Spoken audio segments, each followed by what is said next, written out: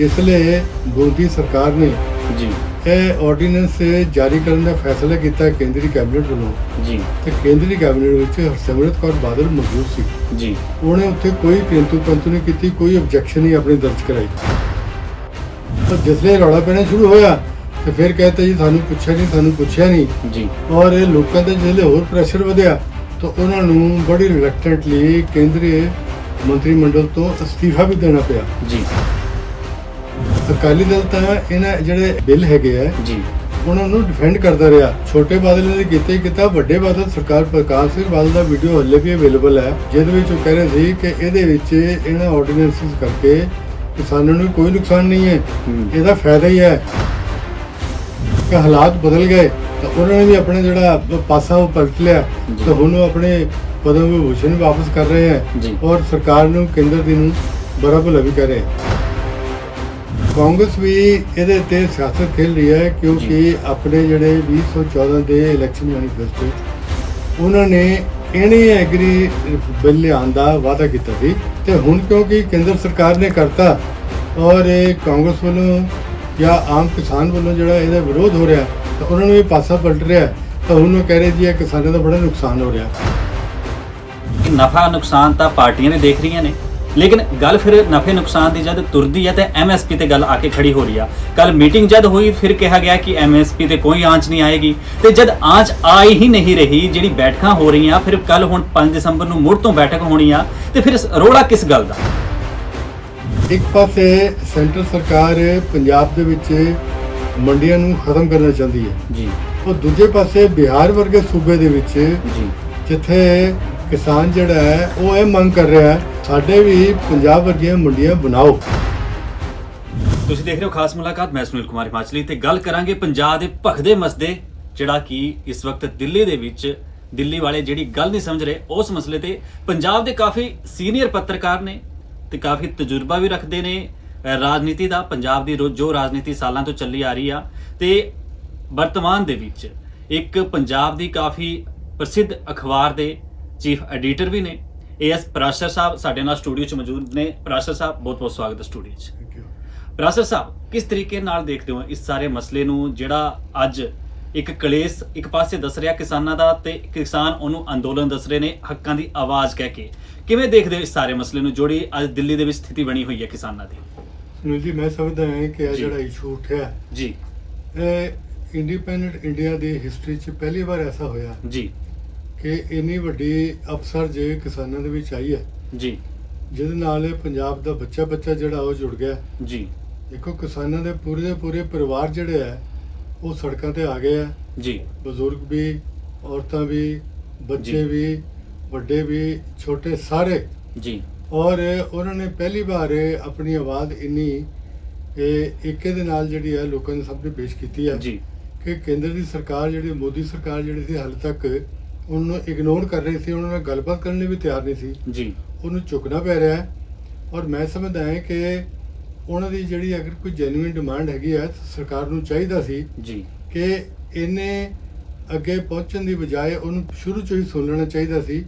ਔਰ ਇਸ ਐਜੀਟੇਸ਼ਨ ਜਿਹੜੀ ਕਿ ਪਿਛਲੇ 2-2.5 ਮਹੀਨੇ ਤੋਂ ਚੱਲ ਰਹੀ ਹੈ ਜੀ ਉਹਨਾਂ ਨੇ ਜਿਹੜਾ ਰੇਲ ਰੋਕੋ ਪੰਜਾਬ ਦੇ ਵਿੱਚ ਪ੍ਰੋਗਰਾਮ ਸ਼ੁਰੂ ਕੀਤਾ ਸੀ ਜੀ ਉਹਦੇ ਨਾਲ ਸਟੇਟ ਦੀ ਇਕਨੋਮੀ ਨੂੰ, ਵਪਾਰ ਨੂੰ, ਇੰਡਸਟਰੀ ਨੂੰ, ਈਵਨ ਸਰਕਾਰੀ ਰੈਵਨਿਊ ਨੂੰ ਵੀ ਕਰੋੜਾਂ ਅਰਬਾਂ ਰੁਪਏ ਦਾ ਨੁਕਸਾਨ ਹੋਇਆ ਜੀ ਔਰ ਸਰਕਾਰ ਨੂੰ ਚਾਹੀਦਾ ਸੀ ਕਿ ਅਗਰ ਉਹਨਾਂ ਦੀ ਮੰਗ ਪਹਿਲੀ ਸੋਚੋ, ਉਹਨਾਂ ਦੀ ਗੱਲਬਾਤ ਸੁਣੋ ਤਾਂ ਸਹੀ ਨਾ, ਤੁਸੀਂ ਕੀ ਕਹਿਣਾ ਕੀ ਚਾਹੁੰਦੇ ਆ। ਜੀ ਤੁਸੀਂ ਉੱਥੇ ਬੈਠੇ ਕਹੀ ਜਾ ਰਹੇ ਹੋ। ਇੱਥੇ ਹਾਲੇ ਤੱਕ ਤਾਂ ਕੇਂਦਰ ਸਰਕਾਰ ਦਾ ਐਟੀਟਿਊਡ ਹੈ ਸੀ ਕਿ ਪੰਜਾਬ ਦੇ ਵਿੱਚ ਅਗਰ ਰੇਲ ਰੋਕੋ ਐਜੀਟੇਸ਼ਨ ਚੱਲ ਰਹੀ ਹੈ ਤਾਂ ਇਹਨੂੰ ਹੱਲ ਕਰਨ ਪੰਜਾਬ ਸਰਕਾਰ ਜ਼ਿੰਮੇਦਾਰ ਹੈ ਕਿਉਂਕਿ ਲਾਅ ਐਂਡ ਆਰਡਰ ਜਿਹੜਾ ਹੈ ਉਹ ਸਟੇਟ ਸਬਜੈਕਟ ਹੈ ਜੀ। ਜਦ ਕਿ ਫੈਕਟ ਹੈ ਕਿ ਇਹਦੇ ਵਿੱਚ ਸਿਰਫ ਪੰਜਾਬ ਨਹੀਂ ਸਾਰਾ ਹਿੰਦੁਸਤਾਨ ਜਿਹੜਾ ਹੈ ਉਹ ਇਹ 'ਚ ਸਫਰ ਕਰ ਰਿਹਾ ਸੀ। ਨੁਕਸਾਨ ਤਾਂ ਇਹ ਸਰਕਾਰੀ ਖਜ਼ਾਨੇ ਨੂੰ ਹੁੰਦਾ ਨਾ ਔਰ ਖਜ਼ਾਨਾ ਜਿਹੜਾ ਉਹ ਸਾਂਝਾ ਹੈ ਜੀ।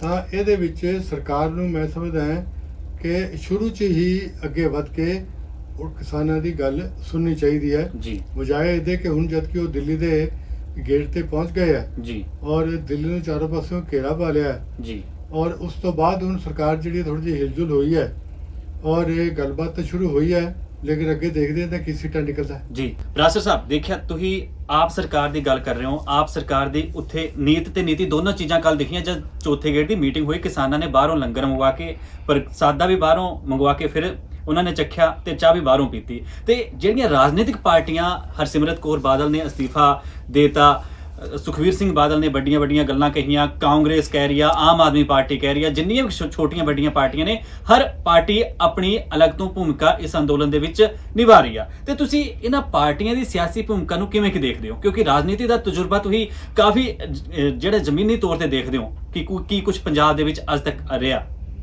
ਦੇਖੋ, ਮੈਂ ਸਮਝਦਾ ਹਾਂ ਕਿ ਜਿਹੜਾ ਪੰਜਾਬ ਦਾ ਕਿਸਾਨ ਹੈ ਜੀ, ਉਹ ਬੜੀ ਅਣਖ ਵਾਲਾ ਜੀ ਜੀ, ਔਰ ਇਹ ਦੇਸ਼ ਦਾ ਅੰਨਦਾਤਾ ਹੈ ਜੀ, ਔਰ ਜਦ ਉਹਦੀ ਸੈਂਟਰ ਦੀ ਸਰਕਾਰ ਦੇ ਨਾਲ ਇਹ ਲੜਾਈ ਜੀ ਸ਼ੁਰੂ ਹੋ ਗਈ ਹੈ ਜੀ, ਤਾਂ ਉਹਦੇ ਵਿੱਚ ਜਾ ਕੇ ਉਹਨਾਂ ਦੇ ਨਾਲ ਚਾਹ ਪੀਓ, ਉਹਨਾਂ ਦੇ ਨਾਲ ਤੁਸੀਂ ਰੋਟੀ ਖਾਓ, ਉਹ ਸਵਾਲ ਨਹੀਂ ਸੀ ਪੈਦਾ ਹੁੰਦਾ। ਉਹਨਾਂ ਨੇ ਬਿਲਕੁਲ ਸਹੀ ਕੀਤਾ ਕਿ ਆਪਣਾ ਖਾਣਾ ਪੀਣਾ ਨਾਲ ਲੈ ਕੇ ਗਏ ਔਰ ਉਹਨਾਂ ਨੇ ਇਹ ਕਲੀਅਰ ਕਰਤਾ ਕਿ ਜਦੋਂ ਤੱਕ ਸਾਡੀਆਂ ਮੰਗਾਂ ਮੰਗੀਆਂ ਨਹੀਂ ਜਾਂਦੀਆਂ ਜੀ, ਸਾਡਾ ਤੁਹਾਡੇ ਨਾਲ ਜਿਹੜਾ ਹੈ ਖਾਣੇ ਪੀਣੇ ਦਾ ਰਿਸ਼ਤਾ ਨਹੀਂ ਚੱਲੇਗਾ। ਜੀ। ਦੂਜੀ ਗੱਲ ਇਹ ਹੈ ਕਿ ਪੰਜਾਬ ਦੇ ਜਿਹੜੇ ਵਿਭਿੰਨ ਜਿਹੜੇ ਦਲ ਹੈਗੇ ਆ ਸਿਆਸੀ, ਜੀ, ਉਹ ਸਾਰੇ ਜਿਹੜੇ ਆ ਇਸ ਇਸ਼ੂ ਨੂੰ ਲੈ ਕੇ ਆਪਣੀ ਆਪਣੀ ਸਿਆਸਤ ਖੇਡ ਰਹੇ ਆ। ਜੀ, ਅਗਰ ਆਮ ਆਦਮੀ ਪਾਰਟੀ ਦੀ ਗੱਲ ਤੋਂ ਸ਼ੁਰੂ ਕਰੀਏ ਜੀ, ਤਾਂ ਆਮ ਆਦਮੀ ਪਾਰਟੀ ਦਾ ਰੋਲ ਇਹਦੇ ਵਿੱਚ ਨੀਲ ਰਿਹਾ ਹੈ, ਸਵਾਏ ਦੇ ਕਿ ਕਿਸਾਨਾਂ ਦੇ ਪਿੱਛੇ ਖੜੇ ਹੋ ਕੇ ਉਹ ਆਪਣੇ ਨਾਅਰੇ ਬੁਲੰਦ ਕਰਕੇ ਆਪਣੀ ਸਿਆਸਤ ਚਮਕਾਉਣ ਦੀ ਕੋਸ਼ਿਸ਼ ਕਰਦੇ ਆ। ਜੀ, ਇਸ ਤੋਂ ਇਲਾਵਾ ਉਹਨਾਂ ਦੀ ਕੋਈ ਭੂਮਿਕਾ ਨਹੀਂ। ਜੀ, ਦੂਜੇ ਪਾਸੇ ਜਿੱਥੇ ਤੱਕ ਅਕਾਲੀ ਦਲ ਦੀ ਗੱਲ ਹੈ, ਮੈਂ ਜੀ। ਸਮਝਦਾ ਕਿ ਅਕਾਲੀ ਦਲ ਦਾ ਇਸ ਕ੍ਰਾਈਸਿਸ ਦੇ ਵਿੱਚ ਇਹਨੂੰ ਡੀਪਨ ਕਰਨ ਦਾ, ਇਹਨੂੰ ਕ੍ਰੀਏਟ ਕਰਨ 'ਚ ਬੜਾ ਵੱਡਾ ਰੋਲ ਰਿਹਾ ਹੈ। ਤੁਸੀਂ ਇਹ ਦੇਖੋ ਕਿ ਜਿਸਲੇ ਮੋਦੀ ਸਰਕਾਰ ਨੇ ਜੀ, ਇਹ ਆਰਡੀਨੈਂਸ ਜਾਰੀ ਕਰਨ ਦਾ ਫੈਸਲਾ ਕੀਤਾ ਕੇਂਦਰੀ ਕੈਬਨਿਟ ਵੱਲੋਂ, ਜੀ, ਤੇ ਕੇਂਦਰੀ ਕੈਬਨਿਟ ਵਿੱਚ ਹਰਸਿਮਰਤ ਕੌਰ ਬਾਦਲ ਮੌਜੂਦ ਸੀ। ਜੀ, ਉਹਨੇ ਉੱਥੇ ਕੋਈ ਕਿੰਤੂ ਪਰੰਤੂ ਨਹੀਂ ਕੀਤੀ, ਕੋਈ ਆਬਜੈਕਸ਼ਨ ਨਹੀਂ ਆਪਣੀ ਦਰਜ ਕਰਾਈ। ਜੀ, ਔਰ ਜਿਸਲੇ ਰੌਲਾ ਪੈਣਾ ਸ਼ੁਰੂ ਹੋਇਆ ਤੇ ਫਿਰ ਕਹਿੰਦੇ ਜੀ ਸਾਨੂੰ ਪੁੱਛਿਆ ਨਹੀਂ। ਜੀ, ਔਰ ਇਹ ਲੋਕਾਂ ਤੇ ਜਿਸਲੇ ਹੋਰ ਪ੍ਰੈਸ਼ਰ ਵਧਿਆ ਤਾਂ ਉਹਨਾਂ ਨੂੰ ਬੜੀ ਰਿਲੈਕਟੈਂਟਲੀ ਕੇਂਦਰੀ ਮੰਤਰੀ ਮੰਡਲ ਤੋਂ ਅਸਤੀਫਾ ਵੀ ਦੇਣਾ ਪਿਆ। ਜੀ, ਦੂਜੀ ਗੱਲ ਇਹ ਹੈ ਕਿ ਸ਼ੁਰੂ ਤੁਸੀਂ ਇਹ ਦੇਖੋ ਕਿ ਅਕਾਲੀ ਦਲ ਤਾਂ ਇਹਨਾਂ ਜਿਹੜੇ ਐਗਰੀ ਜਿਹੜੇ ਬਿੱਲ ਹੈਗੇ ਆ ਜੀ, ਉਹਨਾਂ ਨੂੰ ਡਿਫੈਂਡ ਕਰਦਾ ਰਿਹਾ। ਜੀ, ਛੋਟੇ ਬਾਦਲ ਨੇ ਕੀਤਾ, ਵੱਡੇ ਬਾਦਲ ਸਰਕਾਰ ਪ੍ਰਕਾਸ਼ ਸਿੰਘ ਬਾਦਲ ਦਾ ਵੀਡੀਓ ਹੱਲੇ ਵੀ ਅਵੇਲੇਬਲ ਹੈ, ਜੀ, ਜਿਹਦੇ ਵਿੱਚ ਉਹ ਕਹਿ ਰਹੇ ਸੀ ਕਿ ਇਹਦੇ ਵਿੱਚ ਇਹਨਾਂ ਆਰਡੀਨੈਂਸਸ ਕਰਕੇ ਕਿਸਾਨਾਂ ਨੂੰ ਕੋਈ ਨੁਕਸਾਨ ਨਹੀਂ ਹੈ, ਇਹਦਾ ਫਾਇਦਾ ਹੀ ਹੈ। ਔਰ ਇਹ ਵੀਡੀਓ ਹੱਲੇ ਅਵੇਲੇਬਲ ਹੈ। ਜੀ। ਇਹ ਹੁਣ ਦੂਜੀ ਗੱਲ ਹੈ ਕਿ ਹਾਲਾਤ ਬਦਲ ਗਏ ਤਾਂ ਉਹਨਾਂ ਨੇ ਵੀ ਆਪਣਾ ਜਿਹੜਾ ਪਾਸਾ ਉਹ ਪਲਟ ਲਿਆ, ਜੀ। ਤਾਂ ਹੁਣ ਉਹ ਆਪਣੇ ਪਦਮ ਵਿਭੂਸ਼ਣ ਵੀ ਵਾਪਸ ਕਰ ਰਹੇ ਹੈ ਜੀ। ਔਰ ਸਰਕਾਰ ਨੂੰ ਕੇਂਦਰ ਦੀ ਨੂੰ ਬੜਾ ਭਲਾ ਵੀ ਕਰ ਰਹੇ ਹੈ। ਜੀ, ਦੂਜੀ ਗੱਲ ਇਹ ਹੈ ਕਿ ਜਿਸ ਤਰ੍ਹਾਂ ਕਾਂਗਰਸ ਦੀ ਗੱਲ ਹੈ, ਕਾਂਗਰਸ ਵੀ ਇਹਦੇ ਤੇ ਸਿਆਸਤ ਖੇਲ ਰਹੀ ਹੈ ਕਿਉਂਕਿ ਆਪਣੇ ਜਿਹੜੇ 2014 ਦੇ ਇਲੈਕਸ਼ਨ ਮੈਨੀਫੈਸਟੋ 'ਚ ਉਹਨਾਂ ਨੇ ਇਹਨੇ ਐਗਰੀ ਬਿੱਲ ਲਿਆਉਣ ਦਾ ਵਾਅਦਾ ਕੀਤਾ ਸੀ, ਆਪਣੇ ਚੁਣਾਵੀ ਉਹਦੇ ਵਿੱਚ ਮੈਨੀਫੈਸਟੋ 'ਚ ਅਵੇਲੇਬਲ ਹੈ। ਜੀ, ਤੇ ਹੁਣ ਕਿਉਂਕਿ ਕੇਂਦਰ ਸਰਕਾਰ ਨੇ ਕਰਤਾ ਔਰ ਇਹ ਕਾਂਗਰਸ ਵੱਲੋਂ ਜਾਂ ਆਮ ਕਿਸਾਨ ਵੱਲੋਂ ਜਿਹੜਾ ਇਹਦਾ ਵਿਰੋਧ ਹੋ ਰਿਹਾ ਤਾਂ ਉਹਨਾਂ ਨੂੰ ਇਹ ਪਾਸਾ ਪਲਟ ਰਿਹਾ, ਤਾਂ ਹੁਣ ਉਹ ਕਹਿ ਰਹੇ ਜੀ ਇਹ ਕਿਸਾਨਾਂ ਦਾ ਬੜਾ ਨੁਕਸਾਨ ਹੋ ਰਿਹਾ। ਜੀ, ਤਾਂ ਇਸ ਤੋਂ ਬੜੇ ਕਲੀਅਰ ਹੈ ਕਿ ਹਰ ਸਿਆਸੀ ਪਾਰਟੀ ਆਪਣੀ ਸਿਆਸੀ ਰੋਟੀਆਂ ਸੇਕ ਰਹੀ ਹੈ ਔਰ ਆਪਣਾ ਵੋਟ ਬੈਂਕ ਜਿਹੜਾ ਹੈ ਮਜ਼ਬੂਤ ਕਰਨ ਦੀ ਫਿਰਾਕ ਵਿੱਚ ਦੇਖੋ ਹੈ। ਪ੍ਰਾਸ਼ਰ ਸਾਹਿਬ, ਸਿੱਧੀ ਜੀ ਗੱਲ ਆ ਕਿ ਨਫਾ ਨੁਕਸਾਨ ਤਾਂ ਪਾਰਟੀਆਂ ਵੀ ਦੇਖ ਰਹੀਆਂ ਨੇ, ਲੇਕਿਨ ਗੱਲ ਫਿਰ ਨਫੇ ਨੁਕਸਾਨ ਦੀ ਜਦ ਤੁਰਦੀ ਹੈ ਤੇ ਐਮਐਸਪੀ ਤੇ ਗੱਲ ਆ ਕੇ ਖੜੀ ਹੋ ਰਹੀ ਆ। ਕੱਲ ਮੀਟਿੰਗ ਜਦ ਹੋਈ ਫਿਰ ਕਿਹਾ ਗਿਆ ਕਿ ਐਮਐਸਪੀ ਤੇ ਕੋਈ ਆਂਚ ਨਹੀਂ ਆਏਗੀ, ਤੇ ਜਦ ਆਂਚ ਆਈ ਹੀ ਨਹੀਂ ਰਹੀ, ਜਿਹੜੀ ਬੈਠਕਾਂ ਹੋ ਰਹੀਆਂ, ਫਿਰ ਕੱਲ ਹੁਣ 5 ਦਸੰਬਰ ਨੂੰ ਮੁੜ ਤੋਂ ਬੈਠਕ ਹੋਣੀ ਆ, ਤੇ ਫਿਰ ਰੋਲਾ ਕਿਸ ਗੱਲ ਦਾ? ਦੇਖੋ, ਇਹਦੇ ਵਿੱਚ ਗੱਲ ਬੜੀ ਸਿੰਪਲ ਹੈ ਜੀ, ਕਿ ਮੋਦੀ ਸਰਕਾਰ ਦਾ ਪਹਿਲੇ ਦਿਨ ਤੋਂ ਇਹੀ ਦਾਅਵਾ ਹੈ ਕਿ ਅਸੀਂ ਜਿਹੜੇ ਨਵੇਂ ਐਗਰੀ ਬਿੱਲ ਲੈ ਕੇ ਆਏ ਹਾਂ, ਜੀ, ਇਹਦੇ ਨਾਲ ਹਿੰਦੁਸਤਾਨ ਦੀ ਜਿਹੜੀ ਕ੍ਰਿਸ਼ੀ ਹੈ, ਐਗਰੀਕਲਚਰ ਹੈ, ਜੀ, ਉਹਦਾ ਆਧਾਰ ਬਦਲ ਜਾਏਗਾ, ਉਹਦੀ ਨੁਹਾਰ ਬਦਲ ਜਾਏਗੀ ਔਰ ਜਿਹੜੀ ਐਗਰੀਕਲਚਰ ਹੈ ਉਹ ਕੰਪੀਟੀਟਿਵ ਹੋਏਗੀ, ਜਿਹਦਾ ਕਿਸਾਨਾਂ ਨੂੰ ਲੌਂਗ ਟਰਮ ਦੇ ਵਿੱਚ ਜਾ ਕੇ ਫਾਇਦਾ ਹੋਏਗਾ। ਜੀ, ਲੇਕਿਨ ਇਹਦੇ ਵਿੱਚ ਇੱਕ ਜਿਹੜਾ ਕੀ ਐਸਪੈਕਟ ਹੈ ਉਹ ਇਹ ਹੈਗਾ ਕਿ ਜਿਹੜਾ ਮਿਨੀਮਮ ਸਪੋਰਟ ਪ੍ਰਾਈਸ ਸਰਕਾਰ ਇਹ ਹਰ ਫਸਲ ਤੋਂ ਪਹਿਲੇ ਜਾਰੀ ਕਰਦੀ ਸੀ, ਜੀ, ਉਹਦੇ ਤੇ ਹਾਲਾਂਕਿ ਉਹਨੂੰ ਇਮੀਡੀਏਟਲੀ ਖਤਰਾ ਨਹੀਂ ਹੈ, ਜੀ, ਲੇਕਿਨ ਲੌਂਗ ਟਰਮ ਇਹਦਾ ਨੁਕਸਾਨ ਜ਼ਰੂਰ ਹੋਏਗਾ ਜੀ, ਕਿਉਂਕਿ ਸਰਕਾਰ ਨੇ ਸਰਕਾਰੀ ਮੰਡੀਆਂ ਦੇ ਇਲਾਵਾ ਪ੍ਰਾਈਵੇਟ ਮੰਡੀਆਂ ਵੀ ਅਲਾਉ ਕਰਤੀਆਂ। ਜੀ, ਔਰ ਕਿਸਾਨਾਂ ਦਾ ਇਹ ਕਹਿਣਾ ਹੈ ਕਿ ਅਗਰ ਇਹ ਪ੍ਰਾਈਵੇਟ ਮੰਡੀਆਂ ਆ ਜਾਂਦੀਆਂ ਉਹਦੇ ਵਿੱਚ ਕਿਸਾਨਾਂ ਨੂੰ ਐਕਸਪਲੋਇਟ ਕੀਤਾ ਜਾ ਸਕਦਾ ਹੈ, ਜੀ, ਔਰ ਉਹਦੇ ਵਿੱਚ ਕੋਈ ਵੀ ਵੱਡਾ ਕਾਰਪੋਰੇਟ ਘਰਾਣਾ ਆ ਕੇ ਜੀ, ਉਹਨਾਂ ਦੀ ਜਿਹੜੀ ਜਿੰਸ ਹੈਗੀ ਹੈ, ਉਹਨਾਂ ਦੀ ਜਿਹੜੀ ਪ੍ਰੋਡਿਊਸ ਹੈ ਉਹਨੂੰ ਸਸਤੇ ਰੇਟਾਂ ਤੇ ਖਰੀਦੇਗੀ। ਜੀ ਤੇ ਇਸ ਕਰਕੇ ਸਾਨੂੰ ਇਹ ਅਸ਼ੋਰ ਕੀਤਾ ਜਾਏ ਕਿ MSP ਰਜੀਮ ਜਿਹੜਾ ਹੈ ਉਹ ਚੱਲੇਗਾ ਔਰ ਚੱਲਦਾ ਰਹਿਣਾ ਚਾਹੀਦਾ ਹੈ। ਔਰ ਪੰਜਾਬ ਦੇ ਵਿੱਚ ਜਿਹੜਾ ਮੰਡੀਆਂ ਹੈ ਉਹ ਐਡਮਿਨਿਸਟਰਡ ਪ੍ਰਾਈਸ ਮੈਕੈਨਿਜ਼ਮ ਜਿਹੜੀਆਂ ਹੈ ਉਹ ਪਹਿਲੇ ਹੀ ਤਰ੍ਹਾਂ ਚਲੇ ਜਾਣੀ ਚਾਹੀਦੀਆਂ ਜੀ ਔਰ ਇਹਦੇ ਵਿੱਚ ਸੁਨੀਲ ਜੀ ਇੱਕ ਗੱਲ ਹੋਰ ਬੜੀ ਜੀ ਇਹ ਮੈਂ ਧਿਆਨ ਦੇਣਾ ਚਾਹੁੰਦਾ ਹੈ ਉਹ ਇਹ ਹੈਗੀ ਹੈ ਕਿ ਇੱਕ ਪਾਸੇ ਸੈਂਟਰ ਸਰਕਾਰ ਪੰਜਾਬ ਦੇ ਵਿੱਚ ਮੰਡੀਆਂ ਨੂੰ ਖਤਮ ਕਰਨਾ ਚਾਹੁੰਦੀ ਹੈ ਜੀ ਔਰ ਦੂਜੇ ਪਾਸੇ ਬਿਹਾਰ ਵਰਗੇ ਸੂਬੇ ਦੇ ਵਿੱਚ ਜੀ ਜਿੱਥੇ ਕਿਸਾਨ ਜਿਹੜਾ ਹੈ ਉਹ ਇਹ ਮੰਗ ਕਰ ਰਿਹਾ ਹੈ ਕਿ ਸਾਨੂੰ ਪੰਜਾਬ ਵਾਲਾ ਸਿਸਟਮ ਚਾਹੀਦਾ ਹੈ, ਸਾਡੇ ਵੀ ਪੰਜਾਬ ਵਰਗੀਆਂ ਮੰਡੀਆਂ ਬਣਾਓ। ਜੀ ਤਾਂ ਤੁਸੀਂ ਇਹ ਦੇਖੋ ਕਿੰਨੀ ਕੰਟਰਡਿਕਟਰੀ ਔਰ ਕਿੰਨੀ ਹਾਸੋਹੀਣ ਸਿਚੁਏਸ਼ਨ ਹੈ। ਜੀ ਦੇਖੋ ਰਾਸਟਰ ਸਾਹਿਬ ਤੁਸੀਂ ਸਾਲਾਂ ਤੋਂ ਪੰਜਾਬ ਦੇ ਵਿੱਚ ਪੱਤਰਕਾਰਤਾ ਵੀ ਕਰ ਰਹੇ ਹੋ, ਤੁਹਾਡੇ ਸਾਹਮਣੇ ਕਈ ਪੱਤਰਕਾਰ ਵੀ ਨਿਕਲੇ ਨੇ, ਤੁਸੀਂ ਹਰ ਇੱਕ ਚੈਨਲ ਤੇ ਜੋ ਕੁਝ ਬਿਆਨ ਲੀਡਰਾਂ ਦੇ ਆ ਰਹੇ ਨੇ, ਜੋ ਪੱਤਰਕਾਰ ਕਹਿ ਰਹੇ ਨੇ, ਕਿਸ ਤਰੀਕੇ ਤੇ ਕਿਸਾਨ ਜਿਹੜੇ ਨੇ ਕਈ ਮੀਡੀਆ ਹਾਊਸਸ ਦਾ ਵੀ ਵਿਰੋਧ ਕਰ ਰਹੇ ਨੇ, ਸਿੱਧੀ ਜੀ ਗੱਲ। ਕੁਝ ਇੱਕ ਜਿਹੜੇ ਨੇ ਉਹ ਸਪੋਰਟਸ 'ਚ ਖੜੇ ਨੇ, ਲੇਕਿਨ ਹਰ ਇੱਕ ਚੀਜ਼ ਦੀ ਇਹ ਵੰਡ ਹੋਣੀ ਤੇ ਇਹ ਤਰੀਕੇ ਤੇ ਇਹ ਕੁਝ ਸਹੀ ਹੈ ਕਿਉਂਕਿ ਪੰਜਾਬ ਦੀ ਰਾਜਨੀਤੀ, ਪੰਜਾਬ ਦੀ ਡੂੰਘਾਈ ਤੁਸੀਂ ਚੰਗੀ ਤਰ੍ਹਾਂ ਜਾਣਦੇ ਹੋ। ਤੁਸੀਂ ਆਤੰਕਵਾਦ ਦਾ ਦੌਰ ਵੀ ਦੇਖਿਆ, ਤੁਸੀਂ ਕਿਸਾਨ ਤੇ ਪੰਜਾਬ ਨੂੰ ਸਟੈਂਡ ਹੁੰਦੇ ਹੋਏ ਵੀ ਦੇਖਿਆ, ਤੁਸੀਂ ਵੰਡ ਦੇ ਦੌਰ ਦੇ ਬਾਅਦ ਦੀਆਂ ਤਸਵੀਰਾਂ ਤੇ ਹਾਲਾਤ ਵੀ ਦੇਖੇ ਹੋਏ ਨੇ, ਚਾਹੇ ਉਹ 84 ਦਾ ਹੋਵੇ, ਚਾਹੇ 91 ਦਾ ਹੋਵੇ, ਚਾਹੇ 99 ਦਾ ਦੌਰ ਹੋਵੇ, ਤੁਸੀਂ ਸਾਰੀਆਂ ਚੀਜ਼ਾਂ ਦੇਖੀਆਂ ਨੇ। ਤੇ ਅੱਜ ਤੱਕ ਇਹੋ ਜਿਹੇ ਅੰਦੋਲਨ ਪਹਿਲਾਂ ਵੀ ਹੋਏ ਨੇ ਪੰਜਾਬ 'ਚ ਜਾਂ ਇਹੋ ਜਿਹਾ ਅੰਦੋਲਨ ਆ ਕਿ ਅੱਜ ਪੂਰਾ ਮੁਲਕ ਦੀਆਂ ਜਿੰਨੀਆਂ ਵਿਰੋਧੀ ਧਿਰਾਂ ਨੇ ਸਾਰੀਆਂ ਕੇਂਦਰ ਸਰਕਾਰ ਦੇ ਵਿਰੋਧ 'ਚ ਹੀ ਆ ਗਈਆਂ? ਦੇਖੋ ਪੰਜਾਬ ਦੇ ਵਿੱਚ ਅੰਦੋਲਨ ਤਾਂ ਕਈ ਵਾਰ ਹੋਏ ਆ, ਪੰਜਾਬ ਦੀ ਧਰਤੀ ਇਹੋ ਜਿਹੀ ਹੈ ਜੀ, ਇੱਥੇ ਜਿਹੜੇ ਯੋਧੇ ਵੱਸਦੇ ਆ ਔਰ ਉਹਨਾਂ ਨੇ ਪਹਿਲੇ ਜਿਹੜੇ ਸੀ ਉਹ ਮੁਕਾਬਲਾ ਕੀਤਾ ਜਿਹੜੇ ਫੋਰਨ ਇਨਵੇਡਰ ਸੀ। ਜੀ, ਉਸ ਤੋਂ ਬਾਅਦ ਆਜ਼ਾਦੀ ਤੋਂ ਬਾਅਦ ਜਿਹੜੇ ਪੰਜਾਬ ਦੇ ਨਾਲ ਜਗ੍ਹਾ ਟਾਈਮ ਟੂ ਟਾਈਮ ਜਿਹੜੇ ਇਹ ਬੇਇਨਸਾਫੀ ਹੁੰਦੇ ਰਹੇ ਆ, ਇਨਜਸਟਿਸ ਹੁੰਦਾ ਰਿਹਾ, ਉਹਦਾ ਜੀ। ਮੁਕਾਬਲਾ ਕੀਤਾ। ਔਰ ਦੇਖੋ ਰੀਸੈਂਟ ਹਿਸਟਰੀ 'ਚ ਆਪਾਂ ਦੇਖੀਏ ਤਾਂ ਸਭ ਤੋਂ ਵੱਡਾ ਐਜੀਟੇਸ਼ਨ ਪੰਜਾਬੀ ਸੂਬਾ ਐਜੀਟੇਸ਼ਨ ਸੰਨ 65 ਦੇ ਵਿੱਚ ਚੱਲੀ ਸੀ, ਜਿਹੜੇ ਇਹ ਮਾਸਟਰ ਫਤਿਹ ਸਿੰਘ, ਮਾਸਟਰ ਤਾਰਾ ਸਿੰਘ ਨੇ ਸ਼ੁਰੂ ਕੀਤੀ ਸੀ ਜੀ, ਔਰ ਉਹ ਵੀ ਕਾਮਯਾਬ ਹੋਈ ਔਰ ਸਰਕਾਰ ਨੂੰ ਚੁੱਕ ਕੇ ਪੰਜਾਬੀ ਸੂਬਾ ਬਣਾਉਣਾ ਪਿਆ ਭਾਸ਼ਾ ਦੇ ਆਧਾਰ ਦੇ ਉੱਤੇ। ਜੀ, ਉਸ ਤੋਂ ਬਾਅਦ ਤੁਸੀਂ ਇਹ ਦੇਖੋ ਕਿ ਜਿਹੜੇ SYL ਦੀ ਇਹ ਖੁਦਾਈ ਸ਼ੁਰੂ ਹੋਈ ਸੀ ਕਪੂਰੀ ਦੇ ਵਿੱਚ, ਪਿੰਡ ਦੇ ਵਿੱਚ, ਪਟਿਆਲੇ ਜ਼ਿਲ੍ਹੇ ਦੇ, ਉੱਥੇ ਵੀ ਬੜਾ ਭਾਰੀ ਇੱਕ ਧਰਮ ਯੁੱਧ ਮੋਰਚਾ ਲਗਾਇਆ ਗਿਆ ਅਕਾਲੀ ਦਲ ਵੱਲੋਂ। ਇਸ ਤੋਂ ਇਲਾਵਾ ਹੋਰ ਜਿਹੜੇ ਐਜੀਟੇਸ਼ਨ ਸਮੇਂ-ਸਮੇਂ ਤੇ ਚੱਲਦੀਆਂ ਰਹੀਆਂ। ਜੀ, ਪੰਜਾਬ ਨੇ ਆਤੰਕਵਾਦ ਦਾ ਕਾਲਾ ਦੌਰ ਵੀ ਦੇਖਿਆ ਜੀ, ਜਿਹਦੇ ਵਿੱਚ ਸੈਂਕੜੇ ਨੌਜਵਾਨ, ਸੈਂਕੜੋਂ ਬੰਦਿਆਂ ਨੂੰ ਆਪਣੀ ਜਾਨਾਂ ਤੋਂ ਹੱਥ ਧੋਣਾ ਪਿਆ।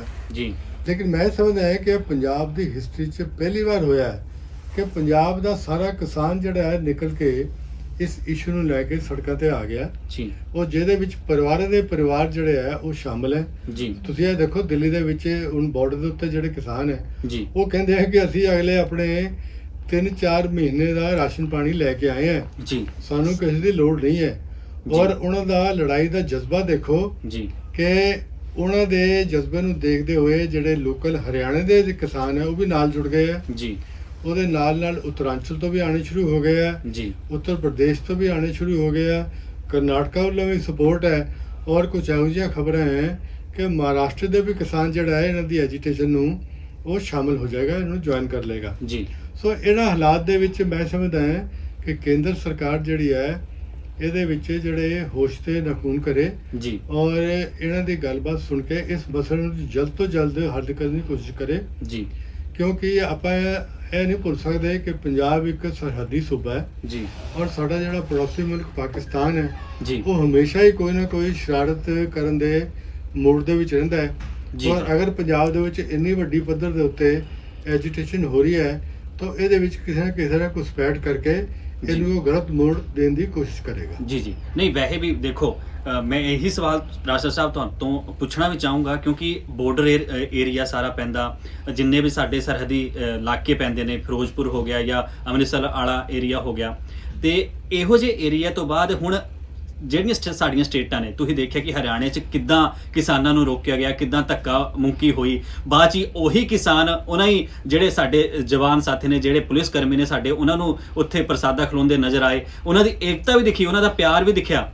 ਤੇ ਦੂਜੇ ਪਾਸੇ ਜਿਹੜੇ ਮੁਲਕ ਦੇ ਅੰਦਰ ਹੀ ਬਾਰਡਰ ਬਣ ਜਾਣੇ, ਜਿੱਥੇ ਆਪਣੇ ਮੁਲਕ 'ਚ ਜਿਹੜੇ ਢਿੱਡ ਭਰ ਰਹੇ ਨੇ ਲੋਕਾਂ ਦਾ ਉਹਨਾਂ ਨੂੰ ਰੋਕਿਆ ਜਾਣਾ, ਤੇ ਬਾਅਦ ਵਿੱਚ ਜੋ ਤਸਵੀਰਾਂ ਨਿਕਲ ਕੇ ਸਾਹਮਣੇ ਆਈਆਂ ਤੇ ਉਸ ਤੋਂ ਬਾਅਦ ਜਿਹੜੇ ਬਿਆਨ ਆਏ ਨੇ ਕਿ ਇਸ ਤੇ ਅੰਦੋਲਨ ਦੀ ਆੜ 'ਚ ਜਿਹੜੀ ਸੁਰੱਖਿਆ ਦਾ ਖਤਰਾ ਪੈਦਾ ਹੋ ਸਕਦਾ, ਤੇ ਇਹ ਸਾਰੀਆਂ ਚੀਜ਼ਾਂ ਹੋਣਾ ਤੇ ਕੋਈ ਨਤੀਜਾ ਹੁਣ ਆਉਣ ਵਾਲੇ ਦਿਨਾਂ 'ਚ ਨਿਕਲੇਗਾ, ਜਾਂ ਜਿੱਦਾਂ ਕਿਸਾਨ ਕਹਿ ਰਹੇ ਨੇ ਜੇਕਰ ਨਤੀਜਾ ਨਹੀਂ ਨਿਕਲਿਆ ਤੇ ਅਸੀਂ ਅੰਦੋਲਨ ਜਾਰੀ ਰੱਖਾਂਗੇ? ਸੁਨੀਲ ਜੀ, ਮੈਨੂੰ ਲੱਗਦਾ ਹੈ ਕਿ ਸਰਕਾਰ ਜਿਹੜੀ ਹੈ ਹੁਣ ਗੱਲ ਚੰਗੀ ਤਰ੍ਹਾਂ ਸਮਝ ਗਈ ਹੈ ਜੀ ਕਿ ਇਸ ਅੰਦੋਲਨ ਨੂੰ ਜਿਹੜੀਆਂ ਜਾਇਜ਼ ਮੰਗਾਂ ਹੈ ਉਹ ਖਤਮ ਕਰਕੇ ਹੀ ਜਿਹੜਾ ਹੈ ਉਹ ਖਤਮ ਕੀਤਾ ਜਾ ਸਕਦਾ ਹੈ। ਜੀ ਇਹਨਾਂ ਦੀ ਕਿਸਾਨਾਂ ਦੀ ਮੰਗਾਂ ਜਿਹੜੀਆਂ ਹੈ ਉਹ ਐਮਐਸਪੀ ਨੂੰ ਲੈ ਕੇ ਹੋਰ ਚੀਜ਼ਾਂ ਨੇ ਸਾਰੀਆਂ ਜਿਹੜੀਆਂ ਜਾਇਜ਼ ਲੱਗ ਰਹੀਆਂ। ਜੀ ਔਰ ਮੈਨੂੰ ਜਿਹੜੀ ਕੱਲ ਦੀ ਜਿਹੜੀ ਗੱਲਬਾਤ ਹੋਈ ਹੈ, ਜਿਹੜਾ ਕਿ ਹੁਣ ਅਗਲੇ ਗੇਟ ਦੀ ਗੱਲ ਫਿਰ ਹੋਣੀ ਹੈ, ਜੀ ਉਹ ਤੋਂ ਬੜੇ ਕਲੀਅਰ ਇੰਡੀਕੇਸ਼ਨ ਹੈ ਕਿ ਸਰਕਾਰ ਹੁਣ ਇਹਨਾਂ ਦੀ ਗੱਲਬਾਤ ਸਮਝ ਕੇ ਇਹਨੂੰ ਮੁਕਾਉਣ ਦੇ ਮੂਡ ਦੇ ਵਿੱਚ ਹੈ। ਔਰ ਜਿੱਥੇ ਤੱਕ ਇਹਨਾਂ ਦੇ ਰਸਤੇ ਦੇ ਵਿੱਚ ਰੁਕਾਵਟਾਂ ਪਾਉਣ ਦੀ ਗੱਲ ਹੈ ਹਰਿਆਣਾ ਦੇ ਵਿੱਚ, ਉਹ ਮੈਂ ਸਮਝਦਾ ਹੈ ਕਿ ਉਹ ਭਾਜਪਾ ਸਰਕਾਰ ਉੱਥੇ ਹੈਗੀ, ਉਹਦੀ ਮਜਬੂਰੀ ਸੀ ਜੀ ਕਿ ਕੇਂਦਰ ਨੇ ਕਿਹਾ ਹੋਣਾ ਕਿ ਇੱਥੇ ਸੈਂਕੜਾਂ ਲੱਖਾਂ ਦੀ ਤਾਦਾਦ ਦੇ ਵਿੱਚ ਕਿਸਾਨ ਪਹੁੰਚ ਜਾਣਗੇ, ਇੱਥੇ ਪ੍ਰੋਬਲਮ ਕ੍ਰੀਏਟ ਹੋਏਗੀ, ਤੁਸੀਂ ਰੋਕੋ ਜੇ ਰੋਕ ਸਕਦੇ ਹੋ।